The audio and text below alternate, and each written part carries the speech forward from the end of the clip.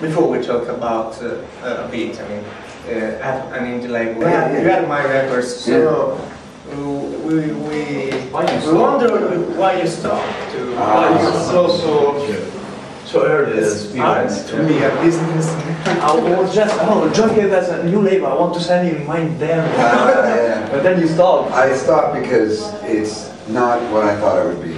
I thought I had ideals, you know, I had these ideas that idealistically I thought, or ideally I thought that this would be sort of like a really good way to contribute to the music industry that had given so much to me, you know, and also I was the kind of kid when I was younger, I always made these mixtapes, you know, for my girlfriends and my buddies, you know, and I was just always really passionate about that, so I thought, I'll start a label, you know, this is like the best mixtape you can do, you know, you're putting out music, you know, and involved in it, and I thought, the other thing I thought was, well, I want to produce records, I like being in the studio and I like producing bands. This is a way, if I own a record label, that I can sort of buy producing jobs. Because if I sign a band, I can say, hey, let me produce your record, and I'm more likely to get the gig. You know what I mean? Yeah. So there was all that. And then what happened was, the producing was great, I loved it. Making friends with bands was great.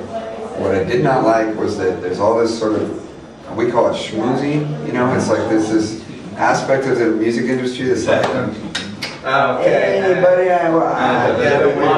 this kind of really like, you know, this club that you had to kind of be cool to get into, and everybody was sort of like, and then all these people, they're not musicians, you know, like so many of them aren't musicians, and so I was dealing with all these non-musicians. Maybe more actors than musicians. And just telling me how it is, you know, like, oh, that band's terrible, everybody's got this opinion, you know, all these people at that time were not the kind of people I wanted to do business with.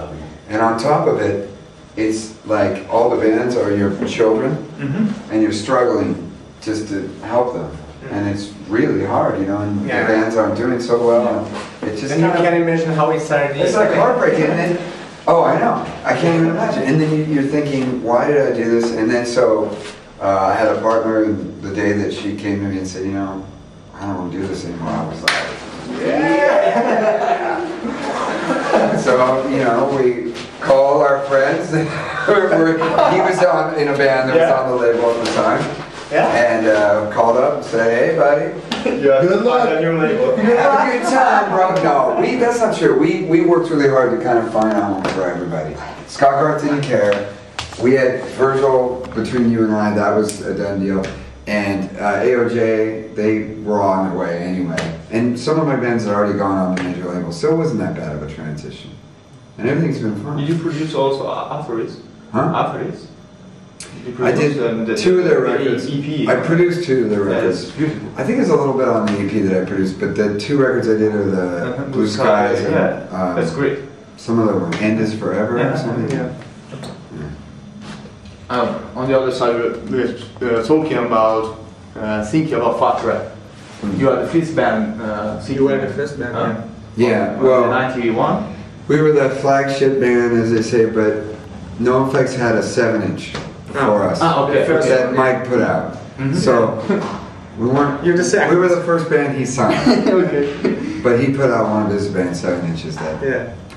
But it's messed up our little thing there. Like, because we always say we're the first band, and he does too. But in a way, it's not so. There was a 7-inch. But it's a model for many independent labels in the world. Fat Records for punk rock. Oh yeah, it's great. It had a good run. You know, I think Mike pretty well, better than us. I think. You think he's a good businessman, or it was just a fun trust in the music he like, and they try to risk his money on it and say, I will do it. I think that it was many things that all happen at the same time. He's a great businessman. Yeah, of course. And his wife as well, who's very involved in the label. And they're really, and he's really smart, you know. And then the other thing is, I think I'm not just saying this because I'm in a band, I think he signed the right bands at the right time. That happens sometimes, you know. Right place. Sign certain bands, and he found all these bands that he loved, and the world was kind of ready for that. Yeah, you know? to choose So the right one. there's some fortune in that, you know, like some people have fortune. You know? Which are And your he definitely did. yeah, which your favorite CDs on Fat Track? All these years, other bands without thinking Lagwagon. No, there's so many records on Fat that I love. Yeah, you like? Oh yeah. Yeah.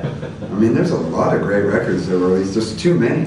Yeah. I don't know. Like, I mean, I get since I've been on the label, they've always sent me every release they put out. So I have every release that Fats ever put out, and there's hundreds. Yeah. And I think most of them are good. Yeah, good. Yeah. I mean, it's weird. It's a consistent label. It's really good. Yeah. Mike, I think so too. Joy, give me only a name of a band you would like to produce right now. The Beatles? Not existing anymore. You can try to call them. Really? They're still not yes. Okay, John Lennon. Okay. But 2 or 3 names you. There's nobody good enough. No, Maybe 7 years. no, I mean, God, I would love to work with so many bands. But the problem with the question is this, and I've been asked this question before, and I think that this is why it's difficult to answer. The bands that I would like to produce, I'm not qualified, you know what I mean? Like, I would love to work with Radiohead, for example. Okay. But I think they'd probably be okay without me. It's a good answer.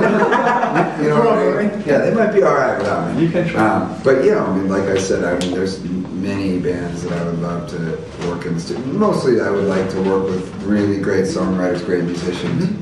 I mean, it would just, you know, that's a great place for me, the studio. I love being in the studio.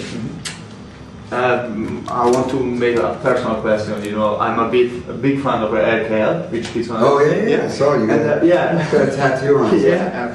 Tattoo. It's the only one. You show them the tattoo. What's going on there? Oh, I later will do it. Now I was for Chris. This is just for Chris. I know this because before the show, before this interview, we slept together. Yeah. was cool. We're lovers. Joy, that's not bad. Yeah. And Just not bad. I know. Thanks. Yeah.